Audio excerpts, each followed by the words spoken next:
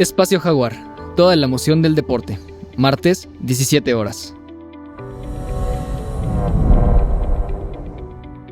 Cero discriminación, tolerancia, respeto e inclusión. Miércoles, 19:30 horas. Tu abogado en casa. Asesoría jurídica. Justicia al alcance de todos. Jueves, 17 horas. Noche de debate, análisis a fondo. El mejor encuentro de opiniones. Jueves, 19 horas. Recuento semanal. Información y análisis a fondo. Viernes, 12 horas. Noche de música en Jalapa. El deleite de la bohemia. Sábados, 20 horas. Desarrollo humano. Saca lo mejor de ti. Vida sana en mente sana. Domingos, 12 horas.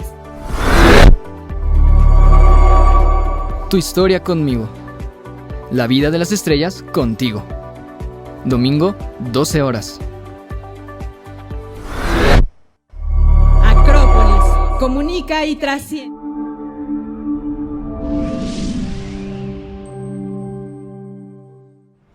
Hola, ¿qué tal? Qué gusto saludarlos. Le doy como cada viernes la bienvenida a este su programa Recuento Semanal. En esta emisión preparamos como cada semana con mucho gusto para ustedes. Pero bueno, hoy tendremos varias notas y sucesos que marcan de alguna manera lo que va a ser este 2023, que tiene que ver con las cuestiones de la economía, con las cuestiones de la política y de la seguridad pública. En primer lugar, pues que tiene que ver creo con todo, fue el encuentro de los 3 líderes de América del Norte que tuvo lugar en nuestro país. De esta cumbre de los líderes de los 3 países firmantes del famoso TEMEC, donde tuvimos aquí en México, y el presidente López Obrador recibió al primer ministro canadiense Justin Trudeau y al presidente de los Estados Unidos Joe Biden, quienes dialogaron y llegaron a acuerdos interesantes que tienen que impactar desde luego en las relaciones comerciales, en la cuestión migratoria, en las cuestiones de seguridad y combate al narcotráfico. De eso vamos a estar platicando. Hablaremos también en el tema de la seguridad, recuperaremos lo que pasó hace una semana, en la víspera del Día de Reyes, cuando capturan a Ovidio Guzmán, el hijo de Joaquín Chapo Guzmán, este narcotraficante, cabeza del cártel de Sinaloa, que bueno, causó ahí, usted sabe, unas cifras muy fuertes de violencia, de muertos, de heridos, pero finalmente es un paso que tuvo que dar el gobierno de México para recapturarlo, porque en el 2019 ya lo habían capturado. Además, veremos qué va a pasar pues con la organización del cártel de Sinaloa, que es la organización y grupo criminal que lideraba, y que bueno, tendrá desde luego una recomposición. Aquí veremos, revisaremos qué puede pasar. También en la parte política estaremos hablando de las elecciones a gobernador en el Estado de México y en el Estado de Coahuila, que tienen lugar en el mes de junio, el primer domingo de junio de este año. Elecciones que serán muy competidas y que ponen ya el tablero y la mesa para lo que serán las reñidísimas elecciones del año 2024. Pero bueno, lo interesante de estas elecciones es que son entidades donde no ha habido alternancia política. El PRI, el Partido Revolucionario Institucional, gobierna en ellas desde hace muchísimas décadas. Y bueno, aquí recuperaremos cómo se preparan, cómo están las coaliciones y todo lo que va a ocurrir en este proceso de competencia electoral que tendremos. Bueno, de ello, de lo más relevante, de lo que fue la entrega de los Globos de Oro el pasado martes, a lo mejor de la cinematografía, de las producciones televisivas, aquí se lo estaremos contando, y tendremos la segunda parte de la entrevista al consultor político César Augusto Hernández, que platicó con nosotros de todo este apasionante tema del marketing político. Bueno, esto es Recuento Semanal. Le agradezco como cada viernes que nos acompañe. Estemos listos y juntos para informarnos en la próxima hora. Sean bienvenidos. Soy Emilio Cárdenas y acompáñenme.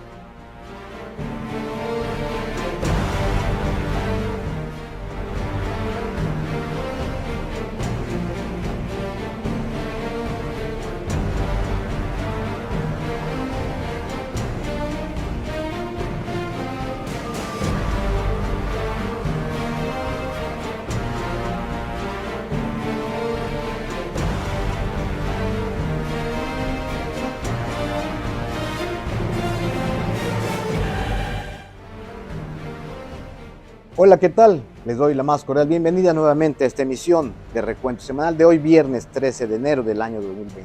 Así como les decía, en los días recientes, pues la noticia fue la cumbre de líderes de América del Norte, que es el nombre oficial de la reunión trilateral anual entre el primer ministro de Canadá y los presidentes de México y Estados Unidos. En este 10º encuentro ya van 10 reuniones de alto nivel de los líderes de las 3 naciones.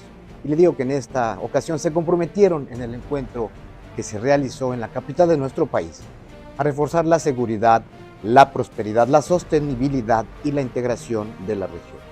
En el marco de esta 10ª cumbre de líderes de América del Norte, desde el patio central del Palacio Nacional, el presidente mexicano Andrés Manuel López Obrador reiteró junto al presidente de Estados Unidos Joe Biden y el primer ministro de Canadá Justin Trudeau que los 3 gobiernos llegaron a acuerdos para seguir trabajando juntos y garantizar, así lo dijeron, la seguridad de sus pueblos. Lo invito a ver el siguiente trabajo que preparó nuestro compañero José Manuel Hernández y Solano sobre este importante encuentro y las conclusiones a las que arribaron.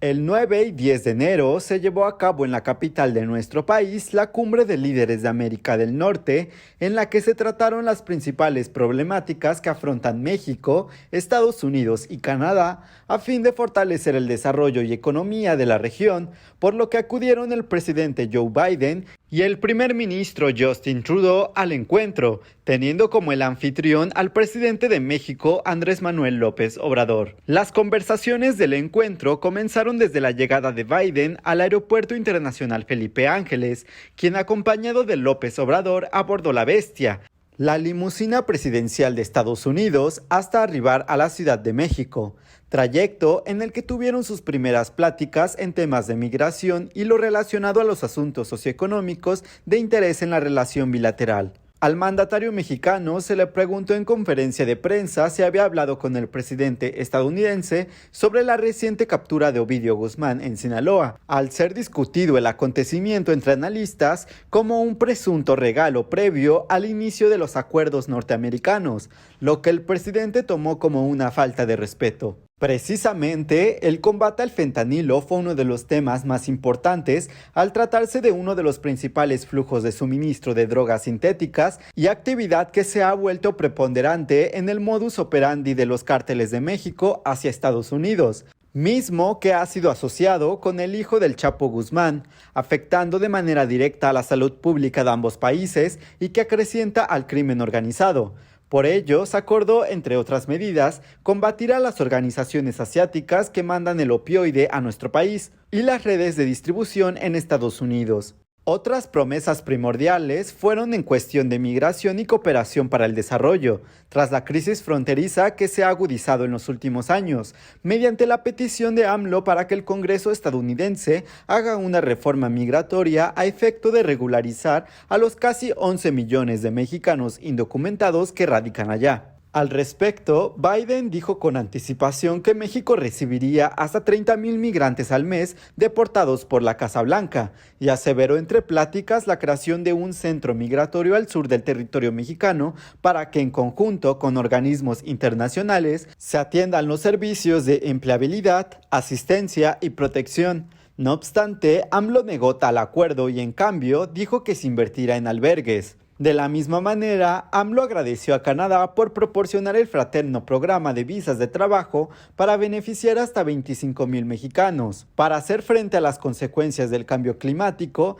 México le propuso a Estados Unidos el Plan Sonora, un proyecto que busca contrastar el impacto ambiental por medio de la inversión en dólares para desarrollar energías solares, geotérmicas, eólicas e hidráulicas. Y aunque el país vecino se mostró en acuerdo, organismos especializados en temas de competitividad alertaron que el proyecto pierde credibilidad, pues a la inversión privada se le ha limitado en el sector eléctrico dentro del TMEC. Finalmente, en el rubro económico, los 3 líderes mostraron su compromiso de reanimar las cadenas de suministro e importación para revertir el gran golpe que generó la pandemia, pues la alianza norteamericana es considerada una de las más potentes en la economía global. En ese sentido, acordaron fortalecer sus relaciones económicas y comerciales a través de la creación de un comité conjunto de planeación y sustitución de importaciones en América del Norte que impulse el desarrollo, la cooperación y el bienestar en todo el continente. Para este efecto, cada uno de los 3 países propondrá 4 integrantes para la formación de un grupo de 2 especialistas encargados encargados de motivar, persuadir y convencer a empresarios, trabajadores y servidores públicos de los respectivos países con la finalidad de lograr el establecimiento de sólidas y efectivas alianzas económicas.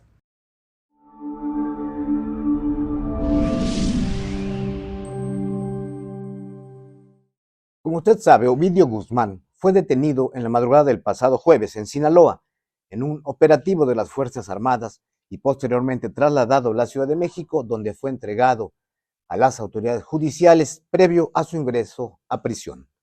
La detención sorprendió al suceder días antes de la visita a México del presidente estadounidense Joe Biden, con motivo, como usted sabe y como aquí ya le dijimos, de la cumbre de líderes de América del Norte. La operación para detener a Ovidio Guzmán dejó 29 muertos, 35 heridos y 21 detenidos en Culiacán. Este saldo mortal estuvo compuesto por 10 militares y 19 delincuentes, según informó el secretario de Defensa Luis Crescencio Sandoval. Aunque se especuló con la posible influencia de Estados Unidos en la detención de Guzmán, el presidente López Obrador manifestó que el vecino del norte no participó de ningún modo en este operativo. Lo invito para conocer más de todo lo que hubo en esa detención, a ver el trabajo de nuestra compañera Ámbar Reyes sobre el sangriento operativo, le digo, que tuvo lugar el 5 de enero y que conmocionó a Sinaloa y a todo el país. Vamos a verlo. La noche antes de que llegaran los Reyes Magos a los hogares mexicanos, Culiacán, Sinaloa, vivía una jornada violenta, marcada por narcobloqueos, carros incendiados, ráfagas de rifles automáticos AK-47, amenazas a la población civil, mismos que se replicaron en otros municipios como Guasave, Salvador Alvarado y Escuinapa, en tanto que las autoridades hacían un llamado a cancelar las clases y pedir a los ciudadanos que no salieran de sus casas. La violencia se extendió al Aeropuerto Internacional de Culiacán, donde un avión de Aeroméxico y uno de la Fuerza Aérea fueron atacados, lo que llevó al cierre del aeropuerto de Culiacán y de Mazatlán. Estos hechos eran la respuesta de los sicarios pertenecientes al cártel de Sinaloa ante la detención de Ovidio Guzmán, hijo de Joaquín El Chapo Guzmán, quien se encuentra preso en una cárcel de Estados Unidos. Parecía un déjà vu de lo sucedido aquel 19 de octubre de 2019. Sí, también un jueves negro, cuando autoridades federales lo detuvieron, pero ante la escalada de violencia determinaron liberarlo, bajo el argumento de proteger a la ciudadanía. Casualidad o no, ahora esta detención se dio tan solo unos días antes de la cumbre de los líderes de América del Norte, en la que se reunieron AMLO, Joe Biden y Justin Trudeau en territorio mexicano. Y aunque el secretario de Relaciones Exteriores, Marcelo Ebrard, señaló que no se trata de un intercambio con nuestro vecino del norte, lo que sí es que el presidente de México se anotó un punto tras la operación fallida 3 años atrás. El secretario de Defensa Nacional, Luis Crescencio Sandoval González, informó que la detención de Guzmán López fue el resultado de 6 meses de trabajo de reconocimiento y vigilancia en el área de influencia del grupo criminal, es decir, un operativo que se mantuvo en extrema reserva y sin que hubiera intermediación ni consulta política en el gabinete. El saldo de esta operación fue de 29 fallecidos, entre presuntos delincuentes y elementos de las Fuerzas Armadas, 35 lesionados, 21 detenidos y ninguna víctima civil, pese a la respuesta violenta, por lo que se tuvieron que desplegar más de 3.500 efectivos del Ejército y de la Guardia Nacional para reactivar el orden y el Estado de Derecho. Asimismo, se decomisaron varias armas, cartuchos, chalecos, vehículos y droga. Tras su detención, Ovidio fue trasladado al penal de máxima seguridad en Almoloya de Juárez, la misma de la que escapó su padre el 11 de julio de 2015, y el 6 de enero, Día de Reyes Magos, el juez de distrito Gregorio Salazar Hernández ordenó su reclusión provisional por 60 días, plazo para que Estados Unidos concrete su petición formal para extraditarlo. De lo contrario, ese mismo juez decretará la libertad del hijo del Chapo.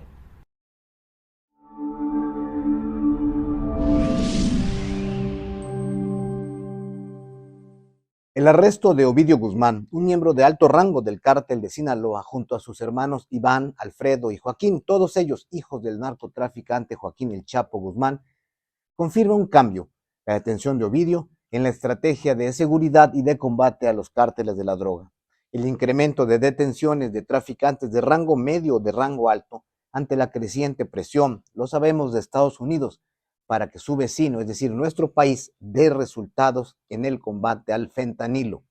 En 2022, la Estrategia Nacional de Control de Drogas de la administración de Joe Biden puso énfasis en la necesidad de reducir la oferta del fentanilo y atacar las finanzas del cártel de Sinaloa y el cártel de Jalisco Nueva Generación.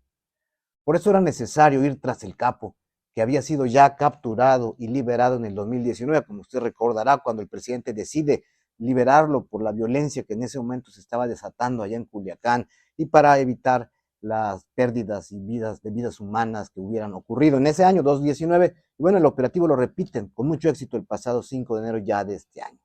Pero no obstante la espectacularidad y el despliegue de fuerza y violencia para someter al joven narcotraficante y frenar los actos de terrorismo que, como le digo, ya se desataban también en Culiacán, la detención de un hijo del Chapo es solo un paso, pues para que la estrategia de combate al narcotráfico sea integral, se requiere desde luego desmantelar grandes estructuras transnacionales de logística y de lavado de dinero paralelamente a las detenciones de narcotraficantes de renombre, que muchas veces estas detenciones generan más violencia, porque pasa lo que usted y yo ya sabemos, se da la atomización de las mafias, surgen nuevas cabezas y es un cuento de nunca acabar. Ahora la pregunta es qué sucederá con el cártel de Sinaloa y el control del multimillonario negocio ilegal que representa la fabricación, traslado y venta de miles de toneladas de drogas que aún se consumen, vaya, lo sabemos, ávidamente allá en Estados Unidos todos los días.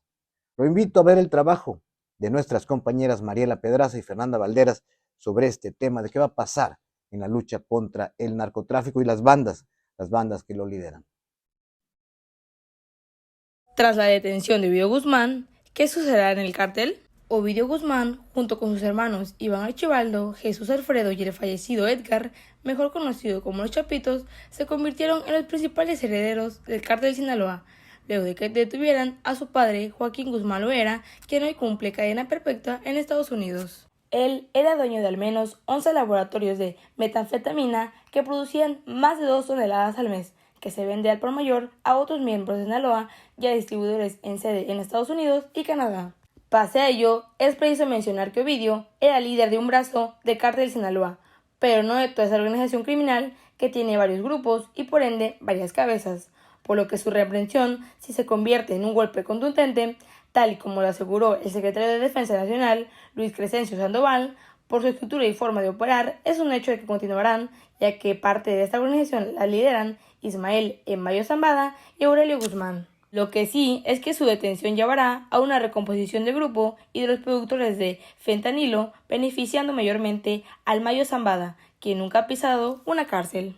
Actualmente, este cártel tiene presencial en 20 estados del país y se disputa espacios tanto de producción como de tránsito de drogas con otros grupos como el cártel de Jalisco Nueva Generación. Además, es considerada una de las más grandes organizaciones transnacionales. Tanto el cártel de Sinaloa como el cártel Jalisco Nueva Generación son calificados por el Departamento de Justicia de Estados Unidos como organizaciones altamente violentas, por lo que la recompensa por información que ayude a detener a sus principales cabecillas ronda entre los 5 y los 15 millones de dólares. En el caso específico de Ovidio, el gobierno de Estados Unidos lo acusa de conspirar y distribuir cocaína, metanfetamina y marihuana a su territorio desde 2008, así como de varios asesinatos, por lo que existe una solicitud de extradición desde septiembre de 2019. No obstante, el gobierno de México ha descartado una extraditación inmediata, pues aquí tiene un proceso abierto, mientras que un juez frenó su extradición y le concedió suspensiones contra actos de tortura física o psicológica e incomunicación con sus familiares o asesores legales.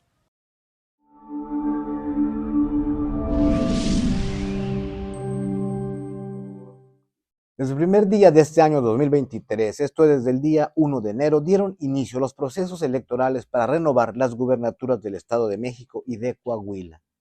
Unos comicios en los que se elegirá gobernador y congresos locales, además de alcaldías en el estado norteño allá en Coahuila, que serán estos comicios un adelanto por lo disputadas de lo que será la contienda federal del año 2024, ya del próximo año. Entidades en donde habrá elecciones que representan un reto mayúsculo para la oposición, pues los aspirantes de Morena arrancan como claros favoritos y sobre todo porque la alternancia partidista tampoco se ha experimentado en ellos, donde siempre allá en el Estado de México y en Coahuila, ha gobernado el Partido Revolucionario Institucional. Los dirigentes nacionales del PRI, del PAN y del PRD pactaron ya contender juntos en la coalición Va por México en las elecciones del 4 de junio para renovar, como ya le dije, las gubernaturas del Estado de México y Coahuila, con el compromiso de ir juntos también, así lo acordaron las dirigencias partidistas en las elecciones presidenciales del año 2024. Los dirigentes establecieron así, o más bien restablecieron, acuerdos electorales que se habían roto tras meses de distanciamiento desde el mes de septiembre del 2022, cuando, usted lo recordará, el Partido Revolucionario Institucional decidió respaldar la reforma constitucional del presidente López Obrador, que extendió la militarización del país hasta el año 2028. Esa circunstancia quebró temporalmente la alianza de la oposición, pero se retoma ya con miras a estas elecciones del próximo 4 de junio. Pero para tener mayores detalles de estas disputadas elecciones, le invito a que veamos el reportaje que preparó Andrés Leal aquí en Recuento Semanal. El próximo 4 de junio se llevarán a cabo elecciones para gobernador en Coahuila y en el Estado de México. En esta última entidad será del proceso electoral más grande de la historia, ya que se instalarán más de 20,000 casillas y podrán acudir a las urnas más de 12,600,000 ciudadanos. Es importante mencionar que el Estado de México tiene la lista nominal más grande del país, por lo que su peso demográfico electoral es de gran relevancia para el partido que lo gane. Además de que ambas entidades son los territorios en donde el PRI nunca ha perdido.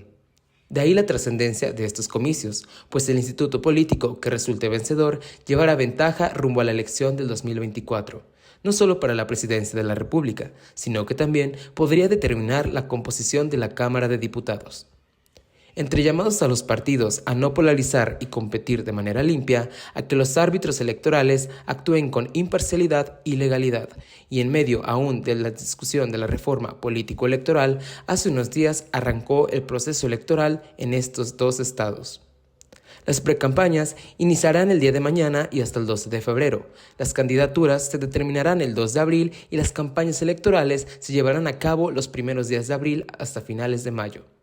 En Coahuila se prevé que existan 3 candidatos independientes. Morena irá con su candidato Armando Guadiana y la coalición Va por México, integrada por el PRI, PAN y PRD, aún no deciden.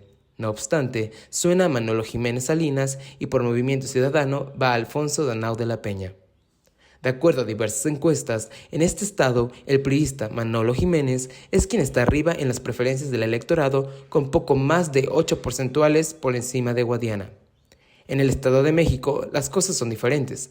Aquí se vislumbra el registro de 2 coaliciones, la conformada por el PRI, PAN y PRD, con la priista Alejandra del Moral, la oficialista integrada por Morena, PT, Partido Verde y Nueva Alianza, con Delfina Gómez Álvarez, mientras que Movimiento Ciudadano irá en solitario posiblemente con Juan Cepeda. Aquí, todos los sondeos dan el triunfo a Gómez Álvarez. Sin embargo, habrá que esperar los resultados. Lo que es casi un hecho es que por primera vez una mujer gobernará el Estado de México.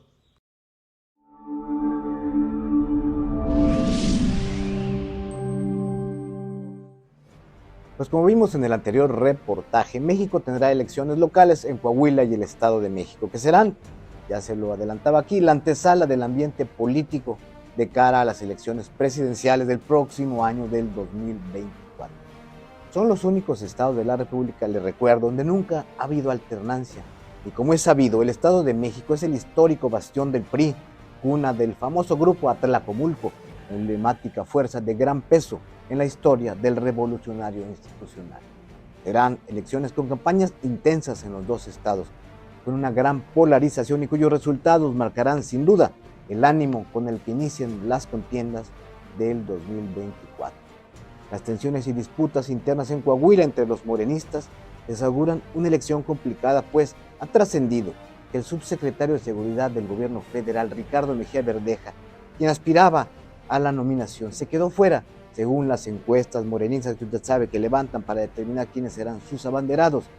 Y bueno, este funcionario se había registrado como precandidato a la gubernatura de Coahuila, pese a que en el partido del presidente se definió que el abanderado será el senador Armando Guadiana. No se tiene claro si el funcionario Verdeja lo hará ahora. Esta la participación bajo los colores del partido oficial o de una eventual coalición entre el Partido Verde y el Partido del Trabajo. El caso es que se le complica a Morena. Ya hay indicios de ruptura en Coahuila que pueden ser un aviso de lo que les esperaría precisamente por esa tendencia a la confrontación interna en el partido del presidente. En cambio, en el Estado de México, la candidatura de la exsecretaria de Educación, Delfina Gómez, ha sido reforzada con la incorporación de quienes le disputaron la nominación, como Horacio Duarte, que será su coordinador de campaña, y el senador Higinio Martínez, todos ellos integrantes del Grupo Texcoco, una fuerza morenista que parece ser que lleva todas las de ganar. Habrá que estar pues muy atentos al rumbo de estos comicios y aquí le estaremos reportando. Vamos a un corte y volvemos muy rápido aquí a su programa Recuento Semanal.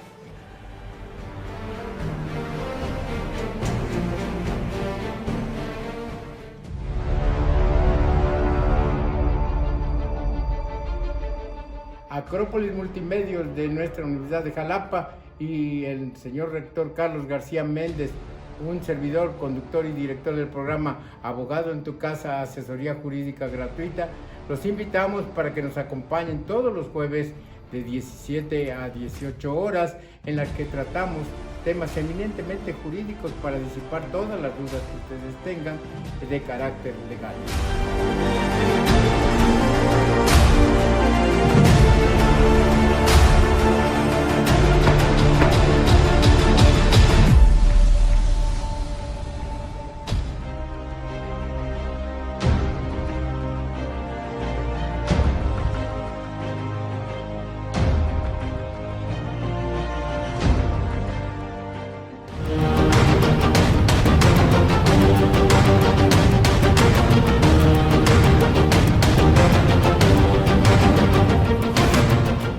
Te invito a que conozcas historias de personas que ya gozan de las mieles del éxito para que su experiencia y enseñanza te ayuden fácilmente a llegar ahí. Descubre cómo reconfigurar tu mente y tu cerebro para dotarlos de patrones de excelencia y sean tus grandes aliados. Soy Roberto Garrido, Mental Coach, Máster Internacional certificado en Programación Neurolingüística, y te invito a que nos veas domingo a domingo a las 11 horas México por Acrópolis Multimedios. Desarrollo Humano, un programa diseñado por Acrópolis Multimedios y un servidor para ayudarte a sacar la mejor versión de ti mismo. La fortuna está del lado de quien aprende y se atreve a trascender.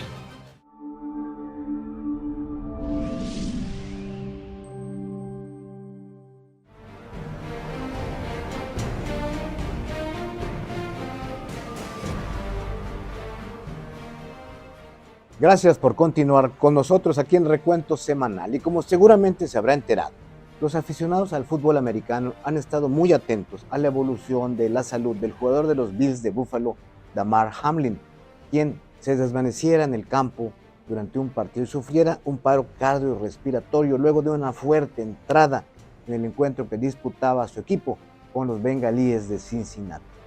Nuestro compañero Oscar Alvarado nos va a contar lo sucedido en este episodio y qué ha pasado con la salud de este jugador en la sección deportiva de Recuento Semanal. Hace unos días se vivió un hecho escalofriante en el partido de la NFL que enfrentaba a los Bills de Buffalo contra los Bengals de Cincinnati. Se jugaba el minuto 5 del encuentro. Los Bengals estaban a la ofensiva en busca de la anotación, entonces decidieron que la jugada fuera por tierra y corrieron el balón. El safety de los Bills, Damar Hamlin, cortó el avance del corredor de los Bengals.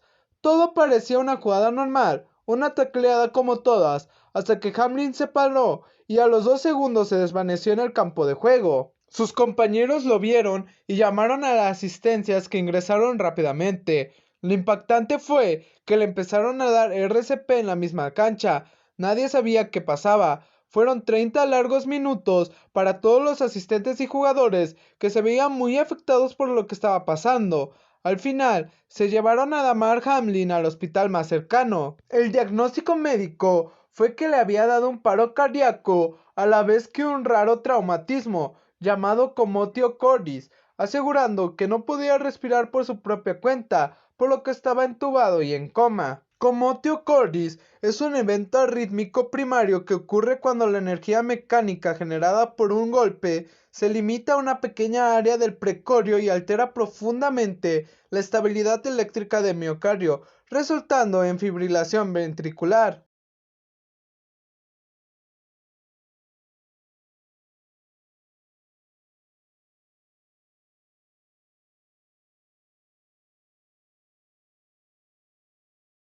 Los doctores aseguran que neurológicamente está muy bien y ya puede respirar por su cuenta, pero no se sabe si podrá volver a jugar. Ahora lo único seguro es que le espera una larga y forzada recuperación. Respecto al partido, los equipos determinaron no repetir el juego, quedando en empate, resultado que no beneficia ni a los Bills ni a los Bengals.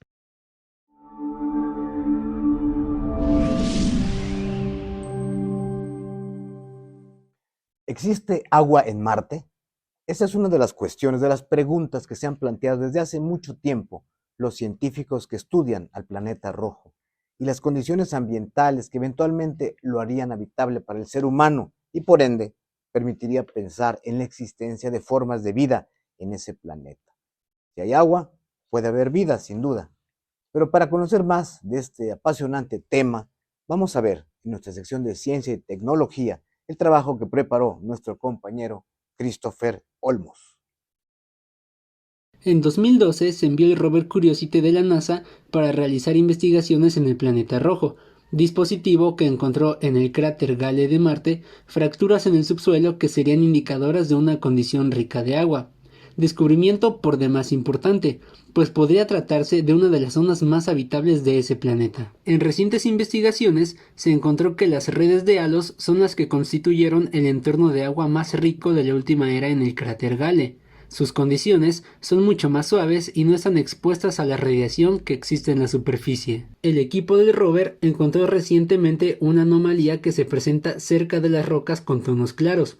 Al inspeccionarlas, recordaron que el vehículo ya había pasado por una experiencia parecida, por lo que realizaron una comparación entre los halos de tiempo atrás y los recientes. Entre las similitudes están su composición y que ambos son ricos en sílice y agua. La composición de las rocas color claro tiene un patrón relacionado a los halos que están compuestos de ópalo, un material con propiedades fuertes de agua y que ha sido vital en la historia del cráter. Estos entornos dentro de Marte podrían considerarse como un refugio seguro ante las amenazas y riesgos de la superficie, que es muy inhóspita si la comparamos con la de la Tierra.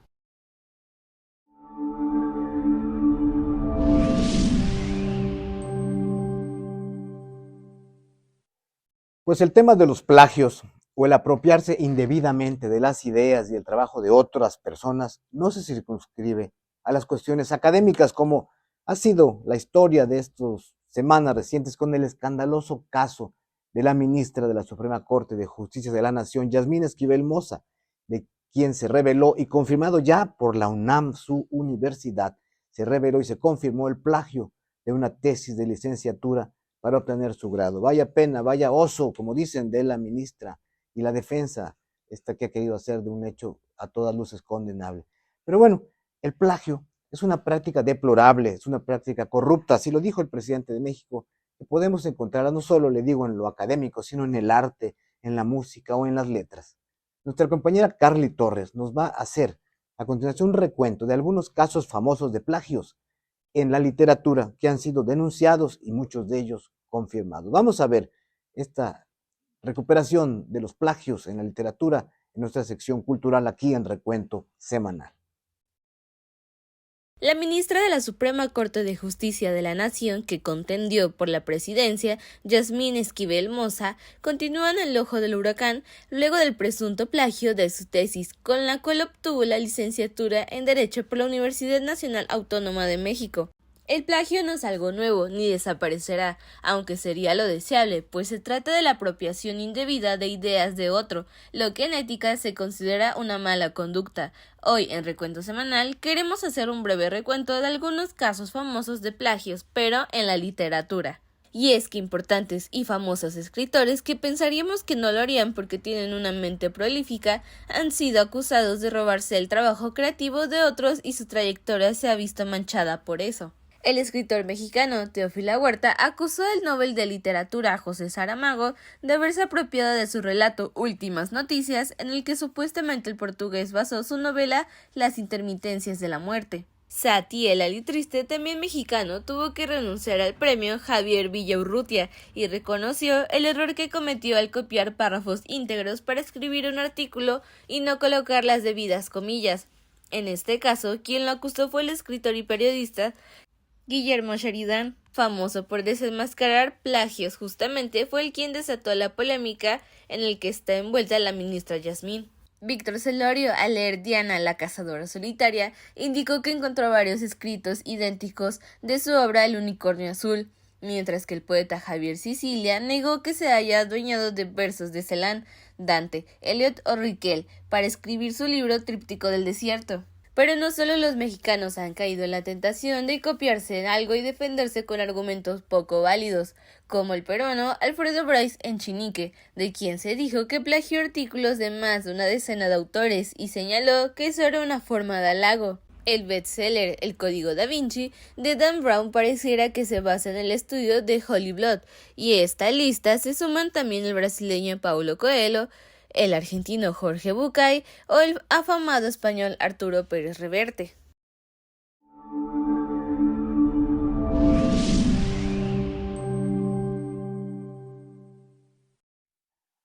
El pasado martes 10 se llevó a cabo la ceremonia de entrega de los Globos de Oro a lo mejor de la cinematografía y las producciones para televisión que otorga la Asociación de la Prensa Extranjera de Hollywood. En esta su 80ª edición volvimos a ver a las luminarias de la pantalla y del séptimo arte reunidas en la gala que se realizó en el Hotel Beverly Hilton en California. Y en nuestra sección Detrás de Escena, nuestro compañero José Manuel Hernández Isolá nos va a presentar lo más relevante de este evento que acaparó la atención de todo el mundo. Y bueno, como nota al margen, llamó muchísimo la atención ver a nuestra compatriota y paisana Salma Hayek en la alfombra roja, llevando en su mano para disfrutar durante la ceremonia un pulparindo, este chilito de tamarindo tan rico que todos comemos, cuando que muchos piensan que es más nice traer un Ferrero Rocher o alguna otra golosina. Pero miren lo que son las cosas. Vamos a ver qué fue con los Globos de Oro, nos los platica José Manuel Hernández Isolano, aquí en Detrás de Escena. La temporada de premios 2022-2023 continúa su rumbo y ahora fue el turno de la celebración de los Globos de Oro, en una edición decisiva luego de que la pasada fuera cancelada por acusaciones de racismo, corrupción e influencias personales. Al lujoso hotel de Beverly Hilton en Beverly Hills, California, asistieron las estrellas de las que todo el mundo habla. Tal fue el caso de Jenna Ortega, Evan Peters, Salma Hayek, Brad Pitt, Margot Robbie, Ana de Armas, Guillermo del Toro, Anya Taylor-Joy, entre otros. No obstante, también se notó la ausencia de invitados, incluidos algunos nominados que no perdonaron tan rápido a la Asociación de Prensa Extranjera de Hollywood. Almas en Pena de Inisherin, la película de Martin McDonagh, liderando la lista de nominaciones en 8 categorías, se llevó a casa 3 distintivos, incluida Mejor Película Musical o Comedia, Mejor Guión y Mejor Actor en Comedia por el trabajo de Colin Farrell. La segunda película que acaparó mayor número de nominaciones, con 6, todo en todas partes al mismo tiempo, logró el triunfo en los apartados de Mejor Actor de Reparto y Mejor Actriz en Musical o Comedia, para Ke-Huy Quan y Michelle Yeoh, respectivamente. La última adaptación de Guillermo del Toro del cuento italiano de Carlo Collodi, Pinocho, triunfó en los Globos de Oro a pesar de ganar únicamente una de las 3 categorías en las que competía, convirtiendo a su obra en la mejor película animada del año. Sin duda alguna, el gran triunfador de la noche fue Steven Spielberg al adueñarse de la mejor dirección y la mejor película de drama por su última producción autobiográfica, Los Fabelman. Cate Blanchett por su interpretación de Lydia en Tar y Austin Butler por su personificación de Elvis se hicieron acreedores de la mejor actuación femenina y masculina en un drama, respectivamente. La categoría que sorprendió en mayor medida a los seguidores de la música fue la de Mejor Canción Original, que la terminó ganando Naatu Naatu, imponiéndose a Rihanna, Lady Gaga, Taylor Swift y Pinocho. En el apartado de Mejor Película en Lengua Extranjera sobresale el triunfo de Argentina 1985, dirigida por Santiago Mitre, El único filme latinoamericano en competencia, protagonizado por Ricardo Darín y Peter Lanzani, sobre el histórico juicio a las dictaduras militares en aquella nación sudamericana. En el apartado de televisión, La Casa del Dragón se alzó con el título de la mejor serie musical o comedia, hecho que catalogaron como un robo los seguidores, pues esperaban que lo ganara Better Call Saul, una de las producciones más aclamadas del año pasado, siendo así que de las 6 nominaciones que tenía, no logró llevarse a casa ni un solo premio. Evan Peters logró consagrarse como el mejor actor en una miniserie o telefilme, por su trabajo en Dahmer. En el apartado de mejor actriz lo consiguió Amanda Seyfried por The Dropout. Luego de llegar a pensar que los Globos de Oro podrían haber sido cancelados de manera definitiva, regresaron imponentemente con gran respuesta entre el gremio y los seguidores, dando vuelta a la página y comenzando una nueva era en los históricos premios.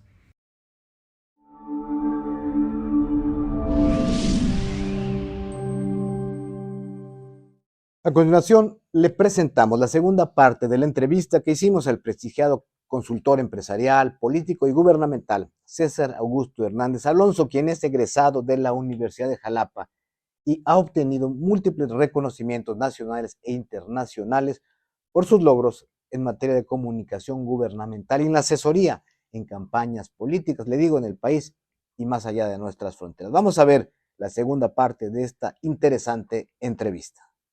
Se señala, se acusa que se vació ya de contenido ideológico la lucha política, que ya al final los candidatos son productos. Un poco, en lo personal, en mi visión, creo que así es, pero he ahí la eficacia, he ahí la sapiencia y la visión de quienes ayudan a hacer. Por eso el trabajo debe ser profesional, claro, porque los mensajes son segmentados, son especializados y debes de tener la maestría de poder concretar quizá en unas pocas palabras, quizá en un jingle, quizá en alguna frase de mucho pegue, de mucho punch, como se dice, pero puedas conectar al elector con esta figura, con el político que aspira a gobernar, pero también sin salirte de esto, que al final también son proyectos de desarrollo, no son refrescos que estás vendiendo, ¿no? Totalmente de acuerdo, Emilio. Fíjate que lo que dices es muy cierto. Debemos entender una situación desde mi punto de vista muy personal. Y es que necesitamos entender que un profesional de la consultoría política, sobre todo cuando hablamos de estrategia general, va a pensar los diferentes momentos de la campaña. Claro. Y no me refiero nada más a cuando el INE da el banderazo y decimos, ya puedes salir a hacer campaña, sino el posicionamiento, ¿no? Claro. Esa etapa de posicionamiento. Primero hacer un análisis, siempre, absolutamente todo lo que hagamos, Emilio, datos. Contar con datos, contar con investigación, de dónde tomar decisiones, ¿no? Claro. Datos que nos permitan efectivamente tomar la decisión, hacer un análisis y generar el plan. Pero una vez que tenemos esto, ¿en dónde estoy? ¿En dónde estoy parado en este momento? ¿Dónde está la candidata? ¿Dónde está el candidato? ¿Y cuál es la finalidad? Muchas veces se gana perdiendo, ¿no? Y sabemos que a lo mejor no es tu momento político, a lo mejor no ganará el personaje de la campaña, pero ganará en posicionamiento. Y en la siguiente pudiera ser una situación diferente. Claro. ¿Cuál es nuestro objetivo? Debemos definirlo bien con base en los datos y entonces diseñar una campaña que nos permita decir, me encuentro aquí, pero necesito crecer en posicionamiento de las personas, tantos puntos para poder estar en nivel de dar una pelea. Claro. O ya cuento con un gran posicionamiento, tengo que mantenerlo y mejorarlo. Sí. Llegar a un aspecto diferente, llegar a un espectro de personas diferentes, a un grupo etario diferente, y entonces es donde se viene la segmentación. Ahora escuchamos y conocemos términos, sobre todo muy modernos, ¿no? De micro, nano segmentación, mili, micro, macro, no sé qué tanto le llaman. Al final del día es segmentar y saber que nuestro mensaje, que nuestros productos van a llegar a un público específico. Ahora podemos y tenemos la facilidad, sobre todo cuando hay dinero, porque los recursos tecnológicos cada día son mejores y mayores, pero tenemos la oportunidad de llevar a cabo una segmentación. Cuando hablamos de animales, ya no nada más hablamos de animales, sino hay perros, hay gatos, hay vacas, hay chivos, y entonces ahí es donde nosotros debemos entender que a lo mejor podemos diseñar tantos y cuantos productos animalistas puedan existir dependiendo de nuestros recursos. Y ahí es donde va una micro y nano segmentación. A los que les gustan los animales, les gustan en general, pero a lo mejor tienes preferencia por los perritos y otros por los gatitos. Y sí. podrá salir el candidato o la candidata acariciando un gato y en otra imagen un perro. Y lo micro y nano segmentas tanto que solamente llegue a las personas que tienen afinidad con los perros y con los gatos. Y llegas al mercado objetivo. Tiros de precisión que nos permiten optimizar el recurso.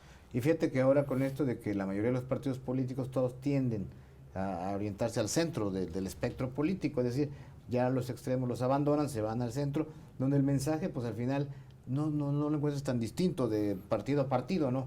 Pero sin embargo sí tiene que quedar eso reflejado, además de segmentar y decir, no le va a decir lo mismo a una zona popular que a una zona de clase media, media alta, el mensaje del mismo partido, tienes que tocar los puntos que les interesan, pero eso, insisto, es parte del trabajo profesional, de este análisis, de este estudio, esta planeación muy acuciosa que tienen que hacer. Por supuesto. Y que desde luego, pues tú te has destacado, digo, pues no en balde todo Muchas gracias, Emilio. Oye, qué campaña interesante, la más reciente que te ha tocado. Mira, en coordinar. campaña internacional, precisamente fue en Honduras. ¿En Honduras? En Honduras tuvimos la oportunidad de estar llevando el trabajo departamental, lo que acá son nuestros estados, y una municipalidad, nuestros ayuntamientos, e hicimos un trabajo interesante. El resultado no fue favorable al final de la jornada electoral, sin embargo, fue tan favorable que, bueno, el trabajo se hizo, ha sido reconocido internacionalmente y una campaña muy recordada en Honduras. También tuvimos la oportunidad de trabajar en México, en el distrito de Jalapa Federal, en la elección anterior. Y bueno, no nada más hacemos campañas políticas, sino también ayudamos a gobiernos a comunicar. Obviamente, claro. Y ahorita que hacías el señalamiento tú de no es lo mismo comunicar en una campaña o en un gobierno, pero también en un estrato diferente social, porque desafortunadamente existen. Y el primer error sería tapar los ojos y decir que no. Me recordó algo que quisiera yo comentarte como anécdota muy rápida. Estábamos presentes cubriendo una plaza en el Pacífico de comunicación gubernamental y de repente la persona que lidera este municipio señala en un momento, en una colonia bastante popular, donde se estaban entregando bolsas alimentarias vía el sistema DIF, y comenta a las personas, bueno, es que el próximo, la Navidad se acerca y debemos de darle regalos a todos los niños. Lo que las personas quieren en ese momento es tener alimentos en su mesa. No regalos para los niños porque no hay ni siquiera recurso para ello. Claro. Entonces, son las cosas que nosotros hicimos, obviamente, un levantamiento, se le hacen las observaciones y se le dice, ojo, tenemos que conocer la zona en la que vamos a hablar, a quién le vamos a hablar, cómo le vamos a hablar, en dónde le vamos a hablar, y eso es parte de la magia, ¿no? De repente se cree que simplemente por no parar de hablar, sabe uno hablar, y no.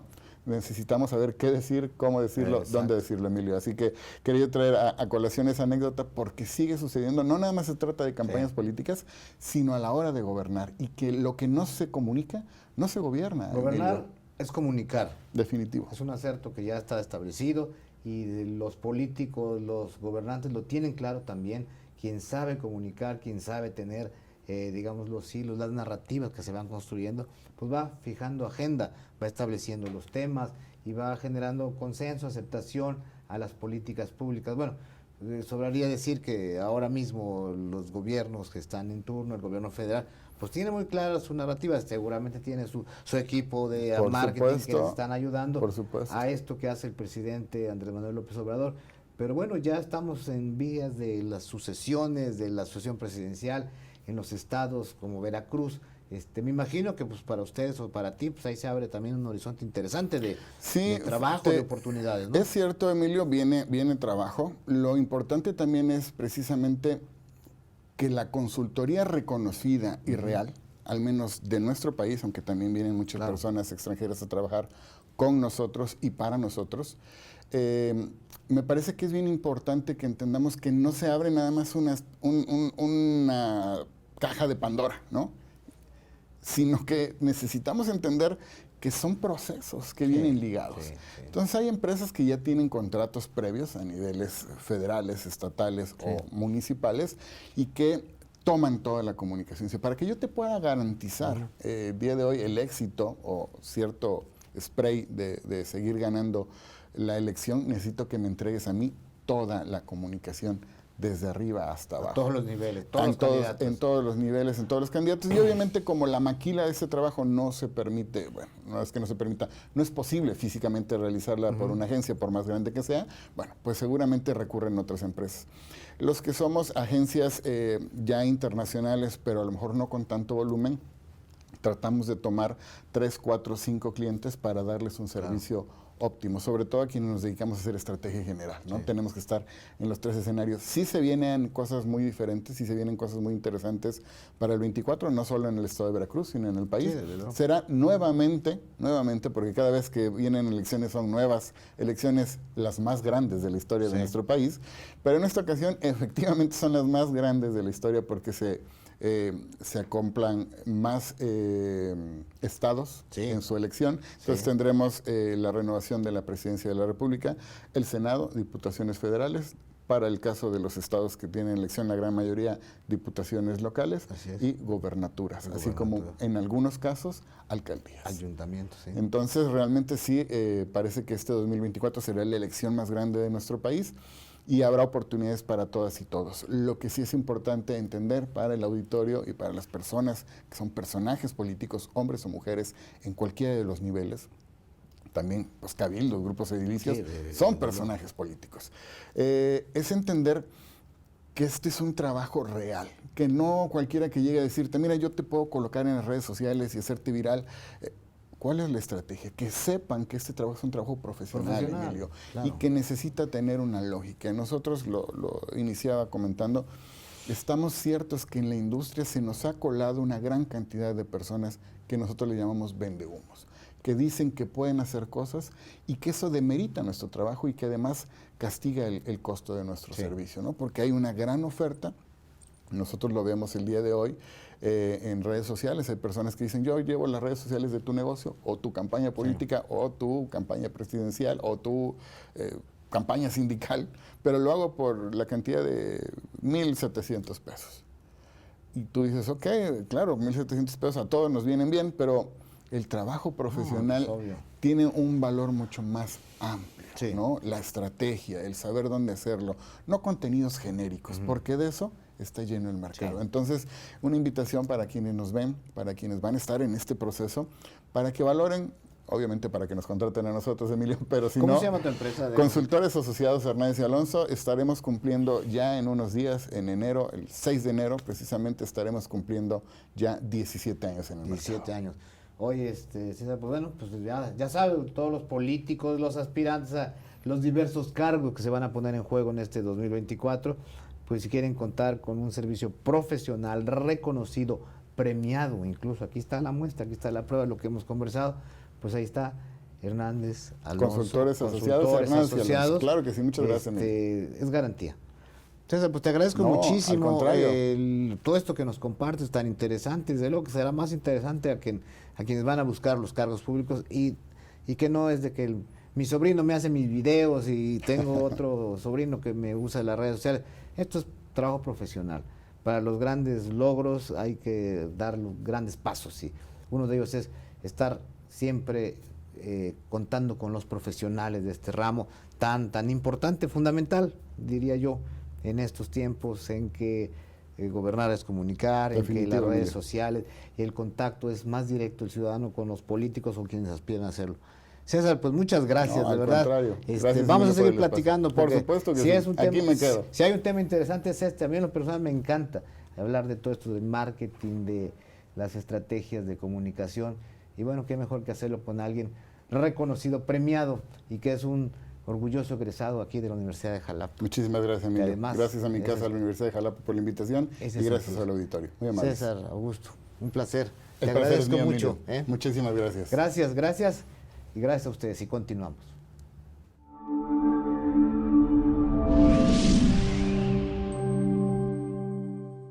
Pues llegamos de esta manera al final de esta emisión de hoy, viernes 13 de enero, de Recuento Semanal. Gracias, como siempre, por acompañarnos. Y como le digo cada ocasión, esperamos sus sugerencias y comentarios en nuestras redes sociales. Lo espero en nuestra próxima emisión y cada martes y jueves también lo espero a las 2 de la tarde en el informativo Las Noticias en Acrópolis. Nos vemos el próximo viernes a las 12 del día para que usted que esté bien informado. Soy Emilio Cárdenas, agradezco su preferencia y lo espero en el próximo recuento semanal. Aquí tenemos una cita. Pásela bien.